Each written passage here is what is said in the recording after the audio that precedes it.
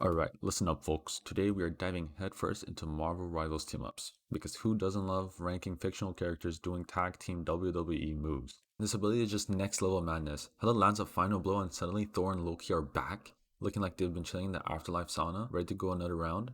But wait, it gets better. If they die again within 5 seconds, no problem, they are back again. It's like if they are subscribed to a premium respawn service. And the wildest part, this is a passive ability. It is unlikely to get a kill in while they are in the respawn phase, but honestly, off the potential alone, this deserves a spot in the S tier. It's chaos in its purest form. This one is the definition of meh. It knocks enemies back, slows them down a bit, and heals their teammates. Cute, but compared to the other abilities, it's like my taste in women. I like having huge pieces of meat in my ass.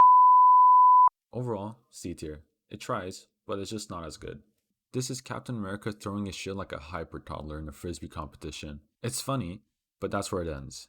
He's out here ping-ponging off enemies like it's a Marvel Carnival game, but this ain't exactly game-changing. This is more of a haha, look what I can do kind of ability. High B tier, fun, but not revolutionary. This one feels like it should be amazing, but it's kind of like ordering a gourmet meal and getting a PB&J. Sure, it has potential, especially since you've got all the arachnophiles backing you up, but it's just not bringing the heat like the others. It's there, it exists, and it might save your life once or twice, but it's not winning you any awards. Low C tier. Jeff is a secret sauce here, turning this team up into an absolute unstoppable bubble-filled nightmare for your enemies. If you're smart about using your bubbles, you can practically live forever. On top of all that, Groot's ult rounds up enemies, and Jeff just dives like it's space dim sum. You're a real one if you know where that's from. It's wild, it's fun, and it's borderline unfair in the right hands. S tier for entertainment value, A tier for practicality. Gamma Charge. Now we are talking. This ability takes already OP characters like Iron Man and Doctor Strange and cranks them up to 11. Iron Man is out here melting enemies with his lasers, and now you're telling me we can make him even stronger?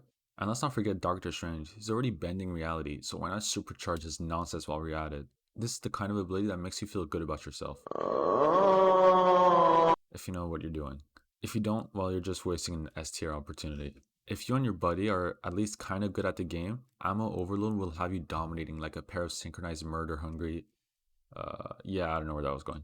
S tier potential, sure, but if one of you is out here missing shots like it's a carnival game gone wrong, you're better off picking something else. Splitting the difference, this lands in high A tier. It's amazing when it works, but tragic when it doesn't. This team up is like having a cool gadget that's fun to show off, but doesn't actually do much. Psylocke and Black Panther get some neat tricks, but this isn't the kind of ability that's flipping the script on a match. It's good for individual fights, and you can definitely pull off some clutch plays if you're a pro, but for the rest of us muggles, it's just kind of there.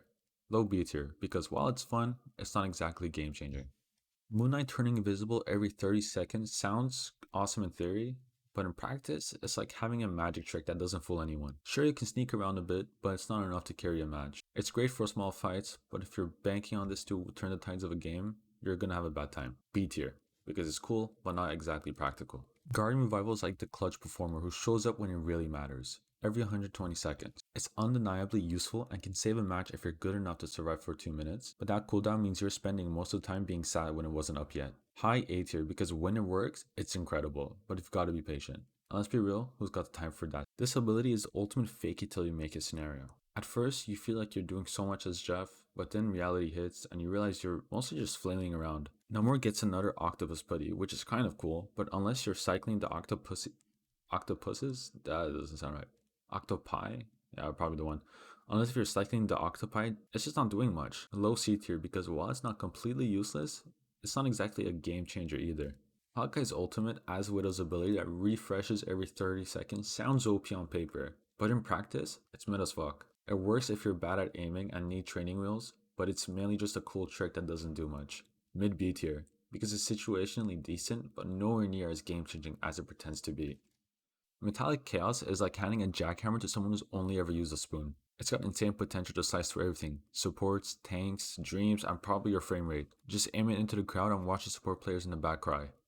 Easy A tier. Now this is spicy. Immobilizing enemies for a brief moment. Yes, please. Pair this with an insta-kill ult or Spider-Man's web-sling nonsense, and you've got yourself a recipe for destruction.